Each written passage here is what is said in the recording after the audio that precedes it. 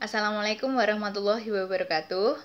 Baik mahasiswa, pada pertemuan kali ini saya akan menyampaikan pendahuluan dan kontrak perkuliahan pada mata kuliah penelitian tindakan kelas. Setiap materi yang saya berikan melalui video yang saya upload melalui YouTube, saya usahakan untuk membuat video dengan durasi yang tidak terlalu lama agar menghemat kuota. Untuk slide yang pertama akan saya sampaikan terkait dengan deskripsi mata kuliah ya. Ini nanti bisa Anda baca sendiri. Selanjutnya langsung saja tentang sistem perkuliahan kita. Sistem perkuliahan kita satu semester ini tidak ada yang tatap muka, semuanya secara online. Setiap pertemuan itu ada pengarahan dari saya dan tidak ada tugas presentasi dari mahasiswa baik dalam bentuk individu maupun kelompok ya.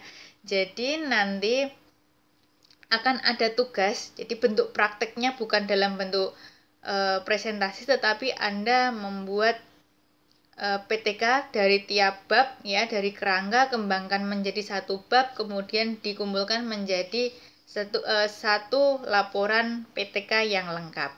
Nah, pengarahan dosen itu berupa materi yang saya lengkapi dengan rekaman wajah saya, rekaman video yang akan saya upload melalui virtual class atau Viklas IAIN Kudus. Nanti jika ada kendala maka akan saya share melalui WA group atau langsung Anda bisa melihatnya di channel YouTube saya ya. Anda cari saja nama saya Sulasviana Alfiraida. Kemudian seperti yang saya sampaikan tadi, mahasiswa tugasnya ada di tiap pertemuan. Anda akan mengerjakan tugas dalam dua bentuk ya, ada tugas pada tiap pertemuan dan tugas mingguan ya. Jadi tuntutan saya mahasiswa itu harus selalu aktif tiap hari dan tiap minggunya agar Anda bisa memahami bagaimana cara menyusun laporan PTK itu. Nah, perlu saya ingatkan lagi yang namanya PTK itu bukan metode perkuliahan yang nantinya akan digunakan untuk menyusun skripsi. Tidak. Yang namanya PTK itu nanti akan dibuat atau disusun ketika Anda sudah lulus dan sudah menjadi seorang guru. Ini digunakan atau sebagai syarat untuk kenaikan jabatan atau kenaikan golongan. Ya, syarat mutlak. Seandainya Anda tidak membuat PTK, maka Anda tetap bisa menjadi guru, namun golongan Anda tidak naik atau Anda stagnan pada jabatan fungsional itu saja. Maka perlu ada pembelajaran terkait dengan PTK pada saat Anda kuliah di IAIN Kudus gitu ya.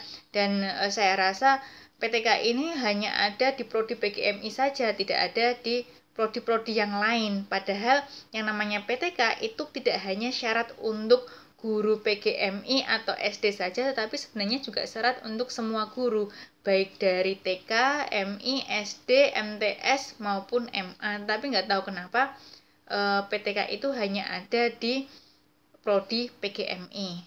Ya, jadi supaya Anda terlatih, maka saya langsung meminta Anda untuk segera membuat tugas setelah penyampaian materi dari saya. Kemudian ketika pertemuan itu sudah selesai, ada tugas rumahan yang akan dikumpulkan pada pertemuan yang akan datang. Nah, pada saat pertemuan itu ya, tugas pada pertemuan itu selesai kurang lebih dalam waktu 3 SKS itu, kemudian nanti dihandle oleh PC kelas. Nanti silahkan PC kelas itu mengecek tugas-tugas teman-teman satu kelas. Nanti siapa saja yang belum mengumpulkan ya, nanti bisa disampaikan kepada saya. Kemudian untuk tugas mingguannya nanti juga sama, dikumpulkan terlebih dahulu, dikirimkan via email atau via WA ya, 1 hari sebelum waktu perkuliahan. Nanti PC kelas itu silahkan mengirimkan ke saya melalui email ya. Saya lupa menuliskan di sini alamat email saya itu sulasviana@iainkudus.ac.id ya, .id. sulasviana@iainkudus.ac.id gitu ya. Kemudian untuk slide selanjutnya akan saya sampaikan agenda perkuliahan yang sewaktu-waktu bisa berubah. Ini fleksibel ya. Bisa saja molor, bisa saja materi yang saya buat pada 1 hari di sini bisa terlaksana menjadi 2 hari, menjadi molor. Ya, jadi sewaktu-waktu dapat berubah atau fleksibel. Yang pertama, pendahuluan. Ya, saya minta Anda untuk menganalisis jurnal-jurnal penelitian PTK. Kemudian minggu yang kedua, pertemuan yang kedua, saya akan menyampaikan terkait dengan pengenalan PTK atau hakikat PTK. Kemudian saya minta Anda untuk menentukan permasalahan, ya, permasalahan di suatu kelas, ya, Anda diagnosis. Kemudian saya minta Anda untuk membuat rancangan tindakan ke depannya untuk mengatasi permasalahan tersebut. Kemudian pertemuan yang ketiga, saya memberikan materi tentang penyusunan laporan PTK atau sistematika pada bab 1. Ya, setelah saya sampaikan materi, saya minta Anda untuk menyusun kerangka bab 1. Jadi Anda langsung praktek. Saya memberikan materi, Anda langsung praktek membuat kerangka. Kerangka itu kayak orek-orekan saja, ya. Nanti selesai pada waktu 3 SKS itu. Ya, nanti biar di handle sama PC kelas, ya, dicek siapa saja yang belum mengumpulkan. Kemudian dilanjutkan ke tugas mingguan. Kerangka bab 1 tadi Anda kembangkan menjadi bab 1 secara lengkap atau utuh. Kemudian ya, melanjutkan yang tadi di pertemuan yang keempat, ya, saya akan memberikan materi tentang penyusunan laporan PTK terkait dengan sistematika bab 2. Kemudian Anda langsung mengembangkannya, menyusun kerangka bab 2 dan mengembangkan menjadi bab 2 secara lengkap. Diteruskan ke bab 3, tapi di bab 3 ini saya akan bagi menjadi 2 bagian, part 1 dan part 2. Ya, nanti bab 3 awal, ya, dilanjutkan di pertemuan selanjutnya, yaitu di pertemuan yang ke-6 ada part 2, ya. Kemudian nanti selanjutnya UTS, ya, nanti entah ini sesuai jadwal atau tidak. Pokoknya nanti setelah Anda mengembangkan bab 3 secara utuh, tadi disusun dari bab 1, 2, 3 secara utuh menjadi proposal PTK. Jadi proposal itu dari bab 1, 2, 3. Ya, Anda susun, Anda cek kembali, Anda teliti kembali menjadi suatu proposal yang padu atau sambung menyambung dari tiap bab.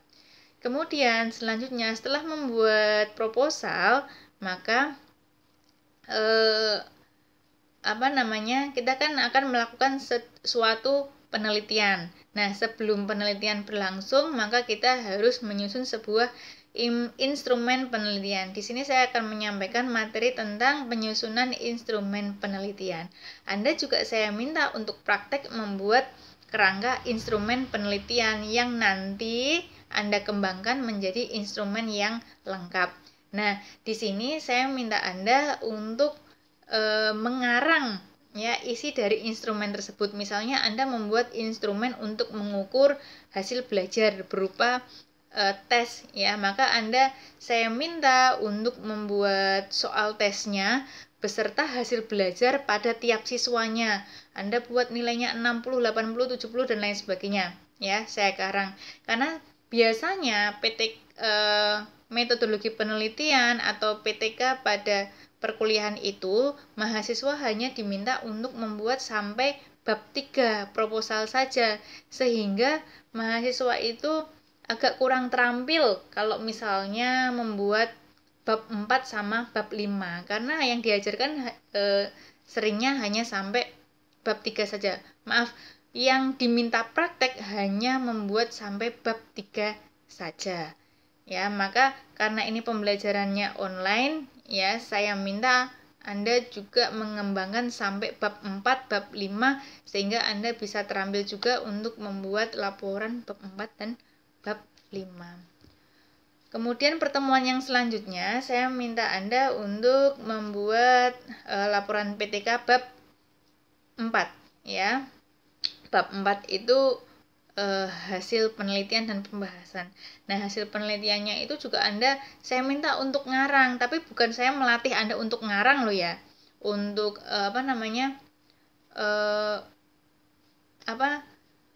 besok kalau misalnya Anda membuat skripsi ngarang enggak gitu ya. Tapi saya hanya melatih Anda untuk mencoba mengerjakan bab 4 dan bab 5. Susunlah kerangka bab 4, kemudian kembangkan menjadi bab 4 ya, secara lengkap, secara utuh. Selanjutnya di pertemuan yang ke-10 saya minta Anda untuk mengembangkan bab 5. Ini tidak ada tugas mingguannya, karena bab 5 itu kan isinya cuma kesimpulan dan saran. Maka saya rasa dalam waktu 3 SKS itu Anda bisa mengembangkan secara cepat ya dalam waktu 3 SKS. Selanjutnya saya minta Anda untuk membuat atau mengubah bukan skripsi nih, mohon maaf, saya salah tulis. Saya minta Anda untuk mengubah laporan PTK menjadi artikel penelitian. Ya, artikel penelitian itu seperti artikel-artikel yang biasa Anda lihat di jurnal-jurnal penelitian. Kemudian di minggu selanjutnya kita bisa memulai UAS terlebih dahulu ya, karena Anda sebenarnya sudah membuat tugas yang sangat banyak ya, atau nanti kita sesuai dengan jadwal UAS-nya dengan teman-teman yang lainnya. Anda mengumpulkan laporan PTK yang sudah jadi dan artikel penelitian. Anda bisa memperbaiki laporan-laporan yang sudah jadi ya. Kemudian Anda juga bisa memperbaiki artikel penelitian yang sudah jadi. Nah, insya Allah pada tiap pertemuan akan saya bahas juga salah satu atau salah dua ya tugas mahasiswa supaya nanti kita bisa evaluasi bersama-sama. Kemudian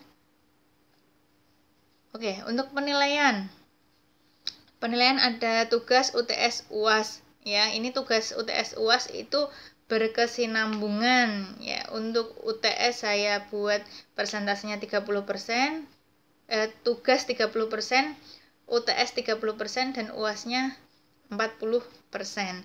Kemudian wajib absen juga melalui Fiklas ya, tapi ini juga kondisional ya. Kalau misalnya ada yang ada yang kesulitan ya sudah ya sampaikan saja melalui WA group, atau saya juga bisa menanyakan pada PC kelas siapa sih yang belum mengumpulkan tugas pada pertemuan kali ini, kan kelihatan juga mana yang nggak aktif.